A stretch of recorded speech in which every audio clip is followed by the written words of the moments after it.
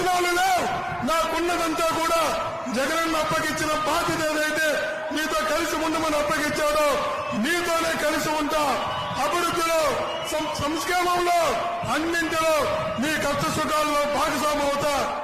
ఖచ్చితంగా నాకు మరలా చెప్తున్నా, నాకేం పారిశ్రామికవేత్తలు కాను, నాకేం వ్యాపారాలు వ్యాపకాలు కాబట్టి శాశ్వతంగా ఇక్కడే నివాసం ఉంటా, మీతో పాటే నివాసం ఉంటా, మీ కష్ట సుఖాల్లో భాగస్వామి అవుతా, మీ మంచి చెడుల్లో అందుబాటులో ఉంటా, మీలో కుటుంబ సభ్యుడిగా ఉంటా. నన్ను నమ్మి ఇక్కడికి జగనన్న పంపిస్తే మాకు మంచి ఎంపీ అభ్యర్థిని పంపించారు, మంచి ఎంపీని పంపించారని మీరందరూ కూడా జగనన్నకు కృతజ్ఞత చెప్పేలాగా మీ అందరి దగ్గర శభాష్ అనిపించుకునేలా నా మనస వాచ కర్మన కష్టపడి పనిచేస్తానని